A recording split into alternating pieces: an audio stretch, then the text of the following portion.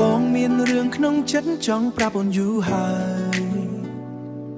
តែបងមិនដឹងថាគួរចាប់ដើមត្រង់ណាយើងដើរជាមួយគ្នារាល់ថ្ងៃដូចបងប្អូនអ្នកណាក៏គេថាយើងស័ក្តិសមនឹងគ្នាដានេះអូនដឹងទេពេលអូនសម្លឹងមកបងព្យាយាមគេចភ្នែកព្រោះខ្លាចអូនដឹងការក្នុងចិត្តបងចង់ហៅអូនថាម្ចាំងបេះដូងតែមាត់បងវានៅស្ងៀមព្រោះខ្លាចបាត់បង់វ័យដានេះបងស្រឡាញ់អូនលើសពីមិត្តបងស្រឡាញ់អូនខ្លាំងណាស់តែឧបសគ្គនៅមុខគឺខ្លាចអូនមិនគិតដូចគ្នាខ្លាចអូនដើរចេញទៅចង់ថែរក្សាអារម្មណ៍ដែលយើងធ្លាប់មានតែចិត្តបងវារែកមិនហ៊ាននិយាយវាចេញមកដានេះ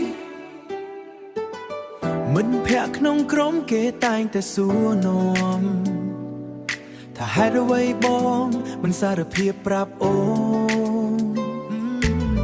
បងបានត្រឹមសើចកំប្លែងលាក់ទុកក្នុងព្រោះខ្លាចគ្រួសារអូនមិនពេញចិត្តរូបបងគ្រាន់តែជាមនុស្សម្នាក់ដែលនៅក្បែរការពាររូបអូនរាល់ពេលដែលអូនមានទុក្ខ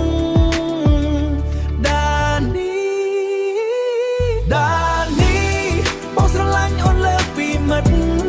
បងស្រឡាញ់អូនខ្លាំងណាស់តែឧបសគ្គនៅមុខគឺខ្លាចអូនមិនគិតដូចគ្នាខ្លាចអូនដើរចេញទៅចង់ថែរក្សាអារម្មណ៍ដែលយើងធ្លាប់មា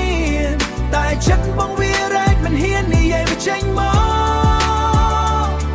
បើបងប្រាប់ថាស្រឡាញ់អូននៅពេលនេះ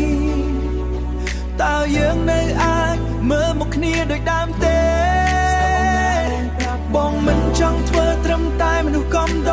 រណែបងចង់ធ្វើជាមនុស្សចុងក្រោយរបស់អូនដានេះបងស្រឡាញ់អូនលើសពីមិត្តបងស្រឡាញ់អូនខ្លាំងណាស់តែឧបសគ្គនៅមុខគឺខ្លាចអូនមិនគិតដូចគ្នាខ្លាចអូនដើរចេញទៅចង់ថែរក្សាអារម្មណ៍ដែលយើងធ្លាប់មា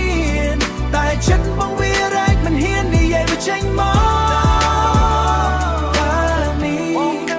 ចាំថ្ងៃដែលបងខ្លាចដានេះ